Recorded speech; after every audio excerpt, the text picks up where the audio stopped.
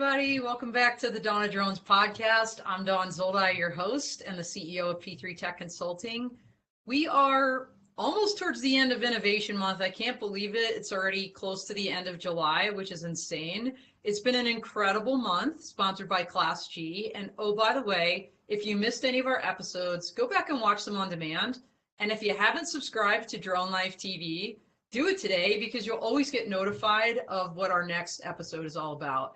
So check that out. But today I'm so happy to have with us two incredible guests. And I have to say, I'm a little bit biased because for those of you that don't know, I am a Philly girl.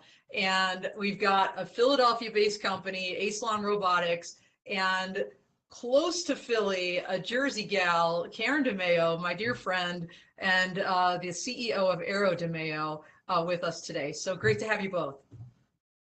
Really excited to be here, Dawn. Thank you. Yeah, I appreciate it. Yeah, absolutely. So what we're going to do first is, Brent, let's go ahead and have you introduce yourself and your role at Asylon. Yeah, I appreciate that. So I'm Brent McLaughlin. I'm Chief Operations Officer and one of the three co-founders for Asylon. Originally from Oklahoma, I went to MIT for my undergrad in aerospace engineering, which is where I met Adam and Damon, the other two co-founders of Asylon. And after MIT, I worked at the Applied Physics Lab at Johns Hopkins University, doing ballistic missile defense, some international program work, but always had a passion for drones and things that fly. And Adam and Damon were the same way. They were at GE and Boeing. And eventually, they somehow both ended up at Boeing at the same time. Somehow, Adam bribed his manager to hire on Damon, which I'm sure that manager regretted for the rest of his life, is allowing the two of them to work together. But so they had some projects that were wrapping up, and they're like, hey, you know, we're going to do a startup and we're going to do Asylon. We want you to come like check it out. And after a few trips, I've actually lived down in Maryland, so I was commuting up on the weekends just to kind of hang out. And it took precisely like two weekend trips up to Philly, and I was like, okay, I want in. Let's do this. So I've been with Asylon ever since and doing a lot of fun things. Awesome. Well, for those that may have missed that, because Brent is completely humble, he just said he went to MIT and, oh yeah, I worked on ballistic missiles at this Applied Aeronautics Lab, you know, at Johns Hopkins, and all my buddies, you know, they worked at Boeing, etc., that created this company. So incredible pedigree and background, and we're going to get more into the company and what you guys do. But before we do that, let's go ahead and pivot over to Karen. And Karen, if you could give us a little bit about your background.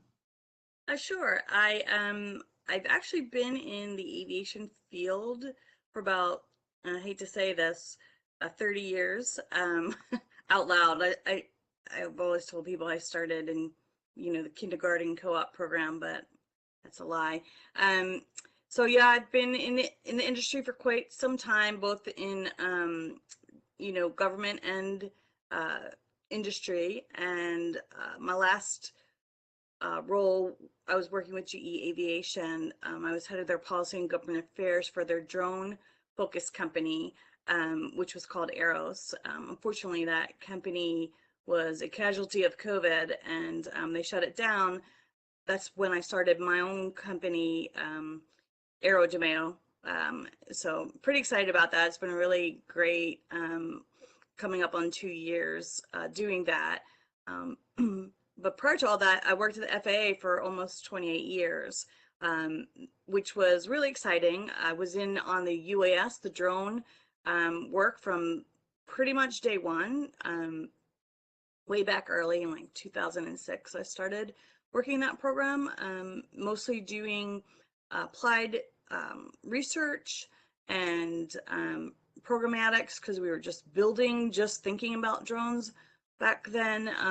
Then ultimately my last role at the FAA was I was a senior technical UAS advisor in the deputy administrator's office. So that was a really awesome opportunity that I had.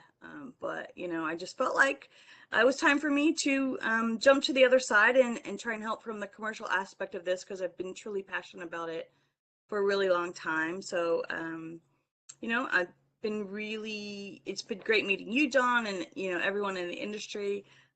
I guess mostly I specialize in drone policy and regulatory strategies, but I also, you know, have technical expertise in, as I mentioned, aviation R&D and air traffic control background as well. Yeah, so we got a couple folks already jump in the chat, which is amazing. And I want to call out Kay Cruz, who, by the way, Karen, Kay is a regular, and he thanks you for your work at the FAA. Kay and everybody out there, Karen also is a very humble person and failed to mention the fact that she actually is a recipient of the 2021 fifth anniversary Women to Watch, Women in Drones Global Award for leadership. And it's really for the work that she's done over those years with the FAA, now in your own company. And that's probably a great segue, Karen, to talk a little bit about your relationship with Brent and, how you got started working with Asylon. Well, first of all, thank you, Don. It really was truly a surprise and an honor to win that award from Women in Drones, and Saberwing, which sponsored the award. It was really a highlight of my career. Felt really good, especially when you get an award from peers. So thank you. Well, and at CES, I mean, that was, if that wasn't cool, I don't know what Yeah, could be CES better. was amazing. Yeah. And such a great time too, because everyone was finally getting out again after COVID. But back to your question, how did I get involved with Brent and the Asylon Robotics team?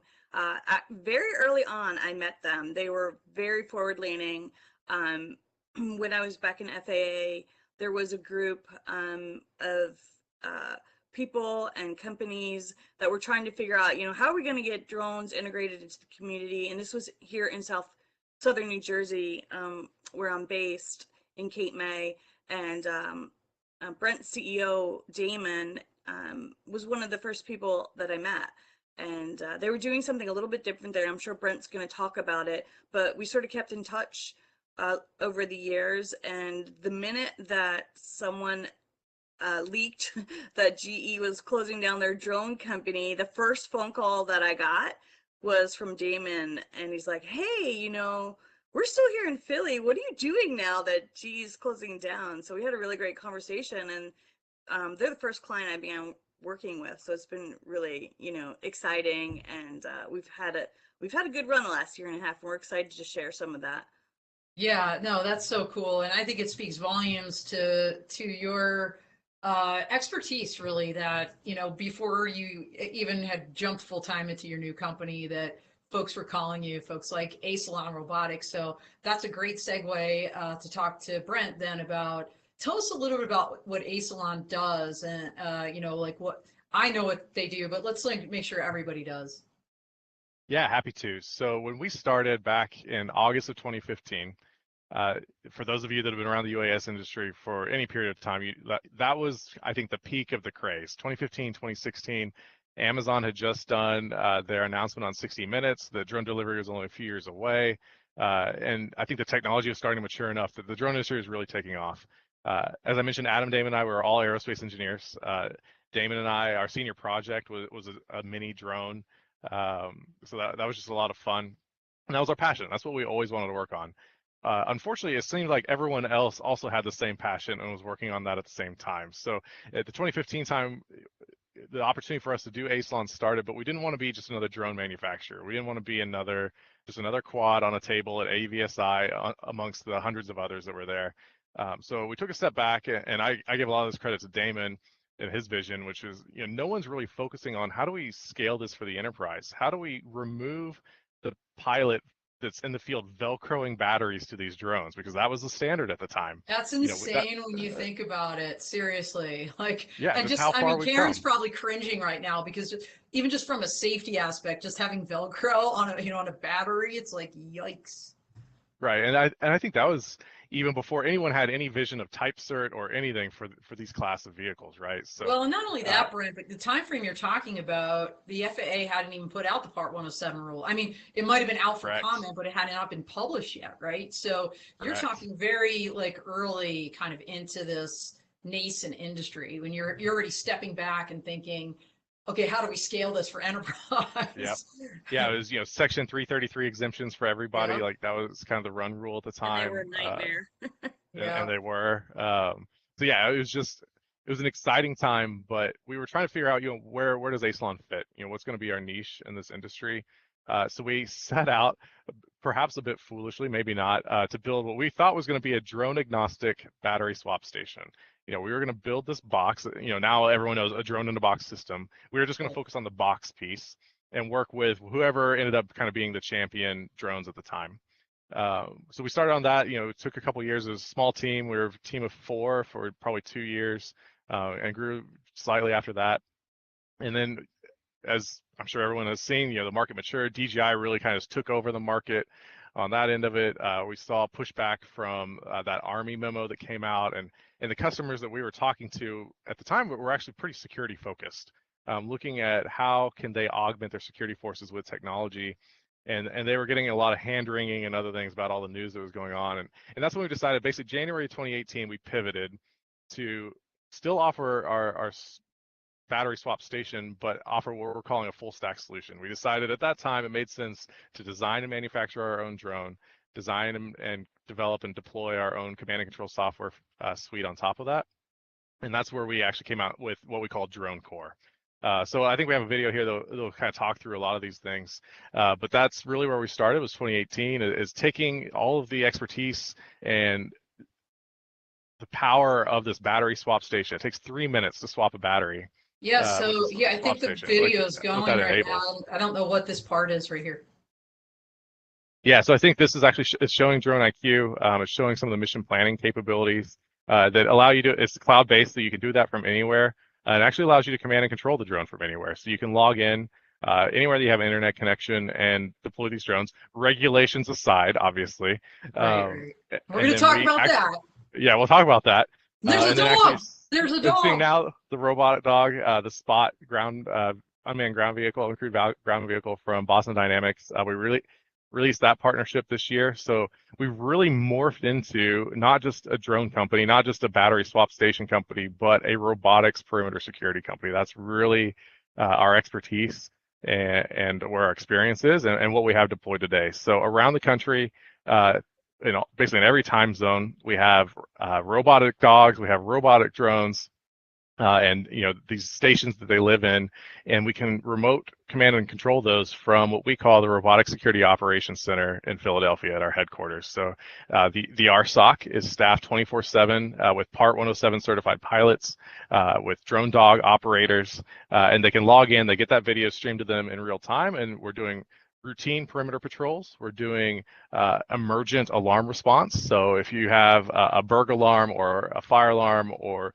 maybe you have a smart electric fence on your facility, if an alarm comes in, we can deploy the robots to go investigate that, so that you're not deploying especially today in this environment, very constrained and resource intensive humans to go walk a fence line across your campus. Like that's insane. It's 2022. Let the robots do that part of it. Leave your humans for the higher level tasking. Yeah, absolutely. So Brent, so there's almost like a backpack thing on the back of Spot there that says Asylon, and now he's going in the box here. What is that thing on his back? Yeah, so we call that the pup pack. So the puppy backpack. A little cute name for that. So Boston Dynamics has created an incredible platform. The base Spot platform is absolutely incredible, top notch. What we do is we took a lot of the smarts and technology that we developed for the drone, shoved it all into this little puppy pack, this little puppy backpack, put it on the back of Spot, integrate with their software that they have, and allows us to do this teleoperation, remote command and control over LTE. Now, does that pup pack also, I'm going to use a technical word here, Brent, because I didn't go to MIT. Does it beam up to the drones? It's Drone Sentry. Is that the name of your drone? Correct. Bird? Yep, if we you call will? it Drone Sentry. Yep. Okay. So does that connect the dog to the bird from a kind of a command and control perspective, or at least a information flow and sharing perspective? Yeah, great question. And in the general deployment, it does not, just because we typically don't have a need to do so. But we are playing around with some mesh radios and some other things that would allow you to do that, so that you can use the drone as a data relay to go back to your hardline data connection to get pipe everything back up to the cloud. It's great if you have a hardline connection versus LTE, and use the drone as a hot relay for that. So there are some use cases that we're exploring related to that, but generally no, we just use an LTE modem in that pup pack and that's been pretty good for us so far. Okay, well, you're talking about this RSOC, this remote security, you call it Security Operations Center? Yes, ma'am. Okay, That's right. RSOC. Robotics Security Operations Center. Robotics Security Operations Center, but it is remote. So this begs the question of beyond visual line of sight operations, because you're talking about from Philly, you know, controlling a drone and maybe a dog, like let's just say in Houston, Texas, hypothetically. So is this where Karen came into play, helping get some waivers exempt? Like, how does that work? Because, you know, I think, you know, Brent, I know Karen knows this. I spent 25 years on active duty in the Air Force. And I mean, we've been doing remote drone operations overseas, like it seems like forever. But that's not something that's common here for regulatory reasons under Part 107. So can you kind of walk us through how is this even possible that you can do this? Because it's an unbelievable. Karen, let's go over to you. Yeah, so kind of back to when I started working with the team, the very beginning of 2021, I guess, Brent, that was about the time. They were realizing that they needed a more strategic focus and some additional regulatory support for the operations that they wanted to do. So that's, you know, really my role is to help them strategize on those topics. And, you know, we walk through the the regulatory needs and the waivers. I'll let Brent talk about the really exciting waivers that they've gotten recently. But yeah, you know, I support the team on going through all those processes, what kind, when, and what kind of steps that we take in that regulatory process. All of that has to align with where the FAA is today, Right. you know, in what they're doing. You know, there's a lot of exciting things to talk about there, a lot of anticipation on the industry's side, a lot of work on the FAA side.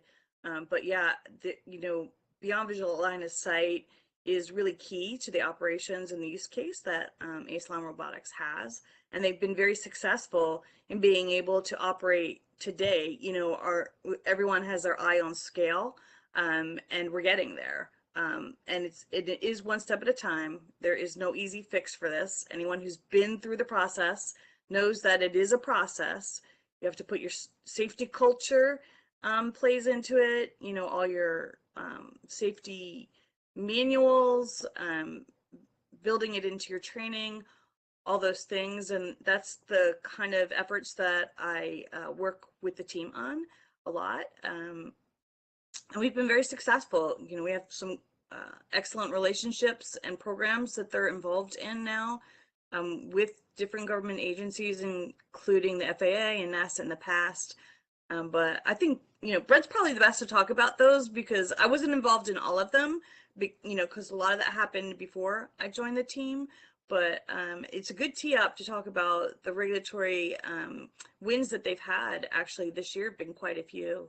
Yeah, I absolutely want to do that. Before I do, I want to say two things. Number one is, Mike, in the background there, if you wouldn't mind dropping the article I wrote about Asylon's networked security operations. That was for Inside Unmanned Systems magazine, and I think it's a really great kind of overview of all the different pieces of equipment that you have and how you've integrated them into this holistic security picture. So that's the first thing I would like to say. And then the second thing I wanted to say is, and Karen, I was listening to you, but I was also Googling, I can't find it. I didn't go to my own website. It's on there. I wrote a different article a little before that, maybe a year prior, about this idea of drones as sentries for securing critical infrastructure, and why are we not doing it? And, you know, the main reason is regulatory, and the fact that, as you noted, beyond visual line of sight is really critical to enable those kind of operations like what Brent and Asylon have achieved. So Brent, I'm sure everybody wants to hear how you were able to secure these waivers from the FAA that allow you to do what it is that you do. Yeah, that's a great question. I think Karen obviously refuses to give herself enough credit for the help that she provides in these situations, but you know, her experience at GE Aeros and the experience of others that really focused on the regulatory work has been instrumental in our ability to do those things. We set out in the very beginning. Damon came from GE Manufacturing. He was part of their leadership manufacturing program there. Obviously, safety at big companies like that on shop floors and other things is a critical part, and he brings that expertise and that focus to the company, to everything we do. So safety has always been critical. We actually, our catchphrase there is, quality first, safety always. Everyone always has some little quirky way to say that they always do safety, right? You can't, safety first is no longer good enough. You need something better than that. So, we've always focused on that. But what Karen brought to the table is an understanding of what the FAA is looking for, because the FAA, and I love the FAA, they're great people, are very bad at communicating what they want.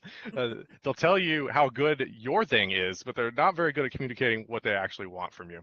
And Karen's, insider information there has been very pivotal in that. Being able to take our focus and be very strategic, help us gather even more data and focus on the data that the FAA is interested in, rolls all into that. Something that I like to give Adam Mohammed, our CTO, a lot of credit for is he understood very early on that a parachute was going to be instrumental for drone operations, scaling drone operations. So we were actually the first U.S. company to get ASTM compliance for the parachute. Now, do you make your own? I'm just curious. Is that a parachute you guys created? Because no, we don't. We buy that off the shelf. Skycat and Fruity Shoots, great vendors and OEMs for those types of products. So highly recommend those guys. Phenomenal products. But integrating that into the system, we did have to do some engineering there in terms of making sure that it always goes off when it's supposed to, and that all the safety features are enabled to trigger the parachute. The parachute takes care of itself whenever it goes, but in order to enable it when it needs to.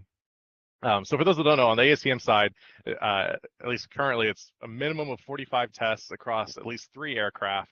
You're doing full speed forward, hover tests, one motor out, all motor out conditions, and they're measuring your descent rate and your energy upon impact, and it's a lot for good reason. And I think it's really great. And what that pushed us towards, obviously we did the 45 plus tests, but we did probably double that just leading up to it to make sure. And that was just for the parachute aspect of it? Just for the parachute, yeah. That's not even anything else. Just the parachute. I was going to say, so are your drones like American made? And I asked that because you alluded to it earlier with the kind of, with the NDAA compliance, right? For those that know what we're talking about, fiscal year 20 National Defense Authorization Act, Section 848, put in prohibitions for the Department of Defense in particular from buying Chinese drones or drones with Chinese components. And so, Brent, yours is made in the USA, I take it? It is made in the USA.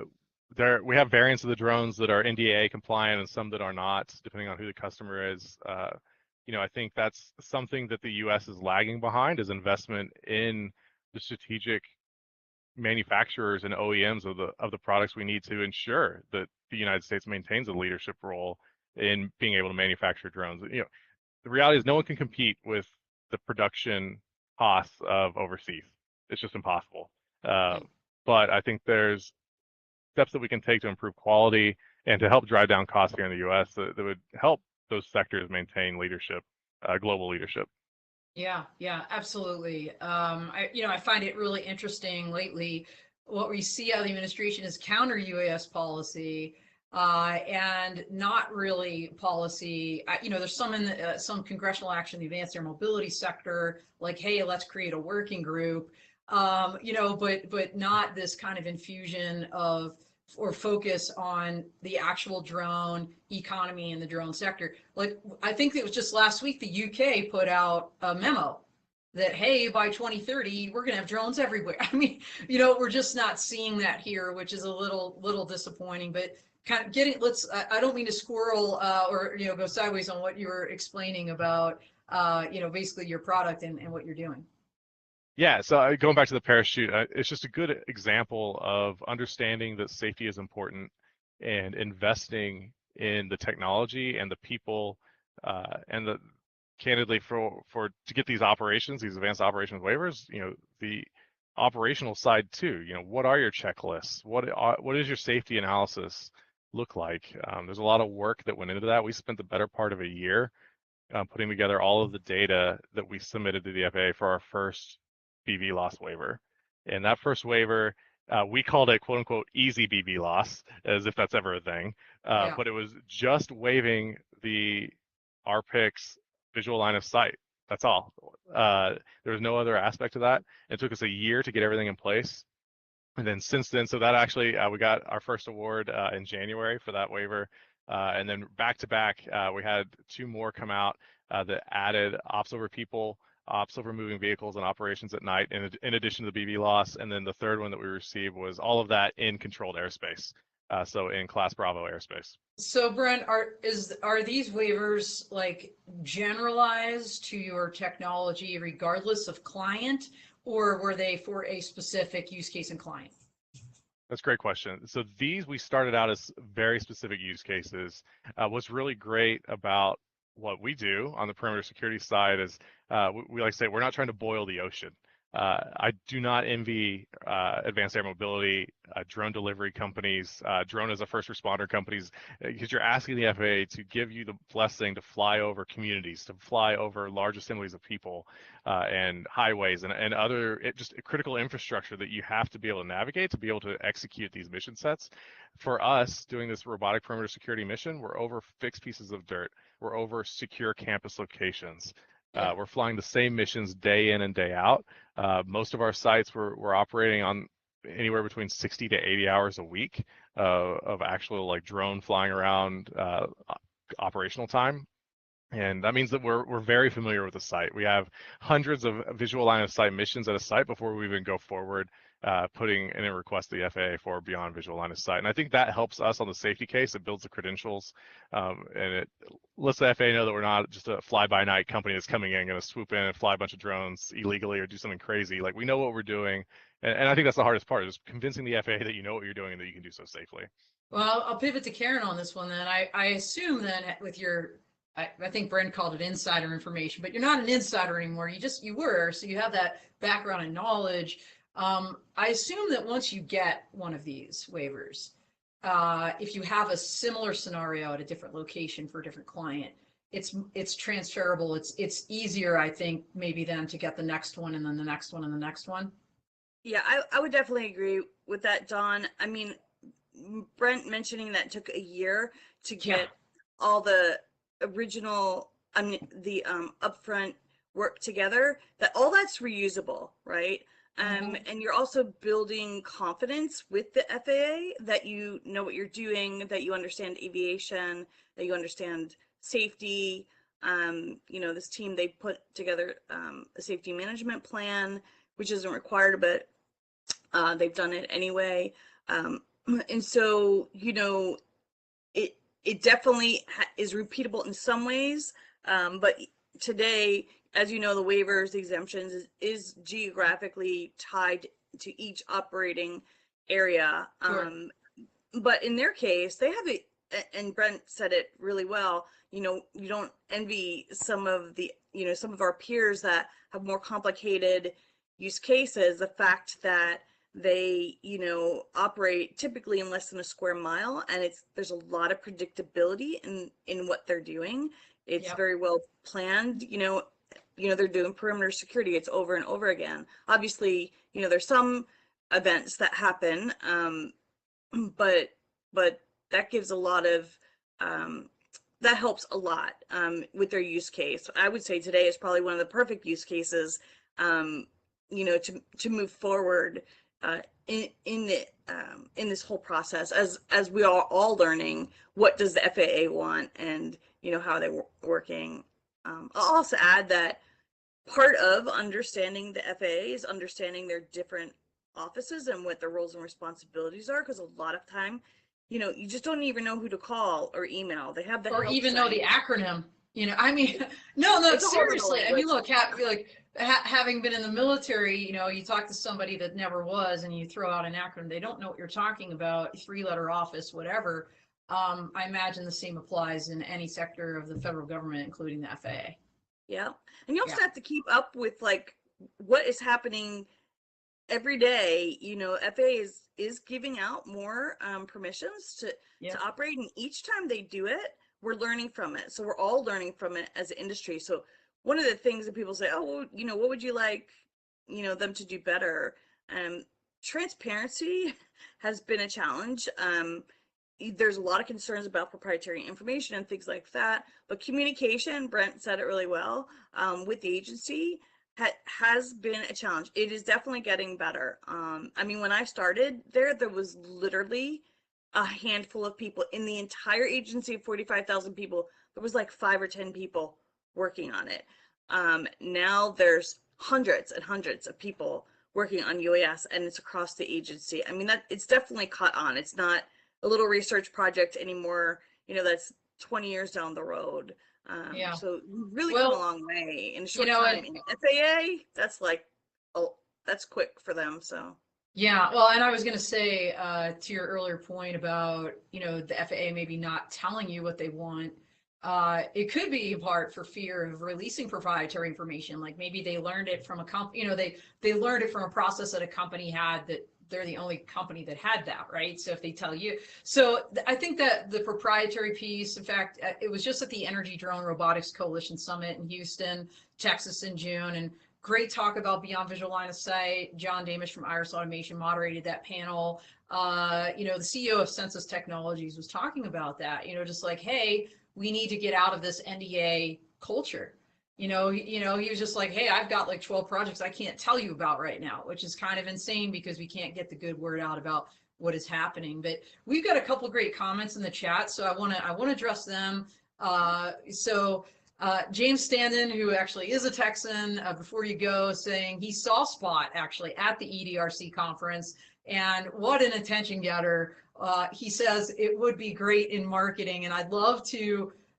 We had a great, actually, I wasn't there for the first time ever on Clubhouse last week. I was on vacation, and Maggie Schuster and Tony Drummond did an amazing job with these two. By the way, we do have that replay, so I know Mike's going to drop that in the chat too. You guys can go back and listen to that. It was a great conversation, but can we repeat that story, Brent, of you with the, kind of the public acceptance walking drone dog through your neighborhood? Yeah, so I have he's now 3.5-year-old son who, when I first showed him Spot or Drone Dog, he was absolutely terrified of it. He came to the office that day, kind of hung out, didn't want anything to do with it. And then by the time we got to lunch and we stepped away from the dog, that's all he could talk about, was how cool the robot puppy was, and that's all he wanted to do. So from then on, every time I come home from work, he didn't care about me. He just wanted to know if I was bringing the robot puppy home. So of course, eventually I had to oblige. So I brought it home one weekend, and obviously I was going to do some like real work with it too. But yeah, sure, yeah, absolutely. Totally. So I took it out for a walk around my neighborhood. I live in a little townhome community, and was walking it down the street. My son's kind of like chasing after it, and a car drives by, and he like slams on his brakes and reverses back, and he like leans out the window. He's like, "Do you just casually own a Spot?" He's just like completely incredulous that it's now the future. The future is now, right? Like we're now going to be walking our robot dogs. People are walking their robot dogs in my neighborhood. So then it turns into this very long and exasperated conversation about why do I have a Spot and why is it walking in the neighborhood? Which really was just to entertain my 3-year-old.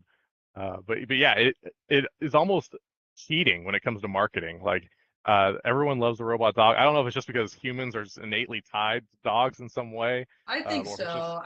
It's just a cool factor, right? I would love it, honestly. I know Boston Dynamics doesn't care about my ideas, but having a head, I think, would be awesome. Like, I think actually making it look a little bit more like a dog instead of a headless dog would just kind of kick it up a notch. And you could put like cool sensors on the eyeballs, I would think, or on the nose or the ears. Like, there's ways to do this. I don't know, but anyway, very cool. There's also another comment here. We could think about, Brent. There you go. Well, so I was saying, I played around with those big googly eyes from like Hobby Lobby. Yeah. Throw on those like 5-inch googly eyes. It's an attention getter for sure. It's a lot of fun. Well, there's a company I talked to. They're doing some cool stuff with robotics, and there's ways to emote robots. I'll just leave it at that. Okay. Let's see. Wow, we got so many comments today. This is awesome. Your robot puppy rocks. Your kid is a marketing genius, Brent. And then two really good ones here. Really getting to beyond visual line of sight. One to kind of this Chinese and American manufacturing thing. First of all, comment from Chris Wedgeworth, our buddy, who's always out there every week saying that he would rather buy USA-made drones. But on that note, Kay Cruz is asking you, Brent, would the shortage of microchips slow down domestic drone development and manufacturing? Is that one of the limiting factors right now? It is. It absolutely is. And I think that's one of those areas that I think, the United States as a whole, whether that's the government or venture capitalists or whoever, could take some investment and help shore that up. We've seen minimum price increases of double for most things that use these chips, assuming you can even get them. We've taken to the point where we're now buying some components off eBay. Like, we're bidding against other people on eBay for core components for some aspects, because the chip shortage is affecting everything. And it has been for almost 18 months now. Yeah. Wow. Yeah, it absolutely is. So that's a limiting factor. But then let's pivot to Karen for this one. Tim Scott asks, how do you think the FAA's work on beyond visual line of sight regulations will play out and affect the needs for waivers? Well, that's a really good question. As probably everyone on here knows, there was an aviation rulemaking committee that concluded, oh my gosh, I can't remember. It was I think March or March, January. It was first quarter.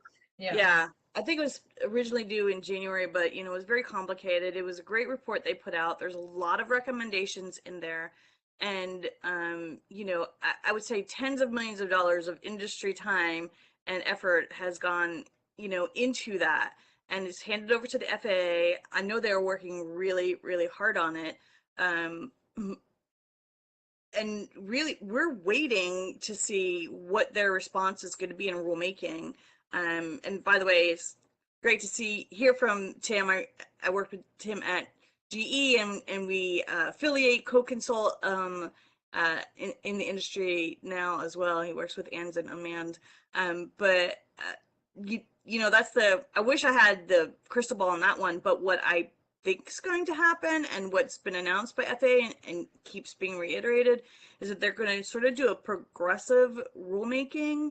Not just one rule that will come out, but maybe several, and they're going to try to implement some things that industry has suggested doesn't necessarily take a rule. We don't want it to take that long. There's some changes that you could make, amendments maybe to Part 107, or put out some guidance, do some, additional use case work, some similar things to what they're doing in Europe, are things that we as an industry has suggested, and they want to succeed too. They have a lot of pressure internally from Congress, globally. So, I think that the will is there, but it is very complicated. And FAA is not the only government agency involved in all this, right? FCC gets involved. The law enforcement, federal law enforcement has concerns, and as well as they should. So there's a lot of coordination that goes on. I am not making excuses for them. We push them hard, being part of trade associations and things like that. We give a lot of encouragement to the agency to move along. But, my best guess, I would say that it's going to take them probably 1 or 2 years to get an NPRM out. So I think we're looking at best case having a rule in effect that would really help scale. The industry is going to still be 2 to 3 years from now. But again, they have a good plan in that they're going to try and have some interim wins in between that will help build up to that rule. So, Karen, that makes a lot of sense. And for those that didn't know, the report is publicly available. It's over 400 pages, great bedtime reading. By the way, they're also, the FAA is also engaging in public listening sessions. So they put out several calls. They had one about 2 months ago, and there's one actually next Wednesday, the 28th, is it? Or the 26th? I don't remember. It's next week at like 5:30 p.m. Eastern time. So all that's on the FAA website. It's also I put it on my LinkedIn. Listen into those discussions because they're really interesting, and you can really, I think, start appreciating the complexity of the challenge for beyond visual line of sight, technology aside, on the regulatory side. Just the fact that the report or the recommendations were over 400 pages should tell you something. So this is no easy. I like the idea, Karen, of kind of, I think it was, I don't know who said it, you or Brent, you don't need to boil the ocean. Like why tackle all 400 pages of recommendations? We can chip away a little bit at a time. And, like you said, using Europe as a model, with the JARUS, SORA, and those specific scenarios, or I forget what they're called, SSOs or something, where it's almost like Brent's waivers, right? To the extent that people can check off A, B, C, D, and we know A, B, C, D works, and it's worked not only for Asylon, but for this company and that company, we can regularize that and say, if you have A, B, C, D, you're, apply, but you're going to be good. I mean, I think that would be a really great way to go, and I don't know why we're not already doing something like that. Right. Just to give one example of what we as an industry proposed, I wasn't on the ARC, but I gave input through trade associations and others that were on it. Yeah. Everyone who did a great job on that. But a really good example of that is something called shielded operations. Oh, right. Yep. Right. So that's something that, you definitely don't need. We're seeing it happen in other countries. That's a use case that they're using, similar, for critical infrastructure inspection, etc. We've come up with this shielded operations, and we don't think that requires rulemaking, and the FAA seems to agree with that. So we're hoping that would be one that would come out way sooner than later. We don't need to wait a year or two, for a proposed rule. There's also a lot of people aren't aware that Section 44807, which gives the administrator permission to grant exemptions, is expiring. And we need Congress and the FAA, well, hopefully just the FAA to extend that authority. We need Congress to extend that authority for the FAA administrator immediately. When is that expiring? This October? You're gonna ask. I think it's this October. It's either Holy September. Shnikes, because same with, that's what the big hearing was, right? A couple of weeks ago on Counter UAS was the emerging, Preventing Emerging Threats Act in the 2018 FAA reauthorization, which gave, right, DHS, FBI, Coast Guard authorities to do counter drone. That's also expiring. So it's like, holy shnikes, folks, let's get on this. This is kind of important. And oh, by the way, we literally have 2 minutes left, which I think is insane also, because we could talk all day long, and we've spent a lot of time answering the audience's questions, which I love. So thank you everybody for engaging with these two, because incredible experts at your disposal. So on that note, what I want to do is give each of you, your 30-second elevator speech, and also tell folks where they can find you, where they can see you live, maybe at the next event, so they can meet you in person and maybe continue the conversation. So let's start with you, Karen. We'll end with you, Brent. There was a lot of questions there. Well, okay, so tell us your 30-second elevator speech, how you want to wrap up, and then where they can find you and where they can see you. Okay, so from what I love to do, I think it's going to be an interesting year. I want everyone to keep their eye on FAA reauthorization, participate in that. If you have ideas, send them forward. Keep pushing on BVOS rulemaking. Get excited about new leadership in the FAA, because that's always an opportunity. Also look for the first UAS type certification, because we've been hearing for a while that's coming. That's going to be a real boost for everyone in our industry once we get, one company through the gate. You can find me at AERODiMEO.com, my website, and the next time you can find me probably in person at a public event will be the Commercial UAV Expo in Vegas. I know there's a couple things in August, but I'm sending my first kid to college, so I'm hunkering down this August because I'm just trying not to break apart. I know that feeling. Got my last one going, but No, thank you for that, Karen. Go ahead, over to you, Brent. Yeah, I think I would echo Karen's excitement about a lot of the upcoming events. There's definitely a lot on the table. I would say, from as an engineer at heart and by trade, I'm most excited about tech finally maturing to the point where people like the FAA feel comfortable approving it for these advanced operations. I think trying to do some of this BVLOS stuff 3, 4, 5 years ago would have been impossible. Like, the tech just wasn't there. It's not reliable, not robust, but the industry is still too RC hobbyish, but I think it's finally coming into its own, and I'm really excited. We have interoperability on payloads and comms and flight control. It's the world is your oyster on tech now, which is phenomenal, and I think that's what I'm most excited about. To find out more about Asylon, AsylonRobotics.com is our website, and I would say LinkedIn is probably our primary channel for the latest news and information. So be sure to follow us there. Are you guys going to be at any upcoming shows, Brent? Yeah, I think the next one we're planning to be at is GSX, which is September in Atlanta. So we'll be at Global Security Expo. Again, we primarily focus on the security side. So ISC West, ISC East, GSX, those are our bread and butter for the most part. Well, that makes a lot of sense. Well, thank you both so much. Thank you, everybody that is out there talking.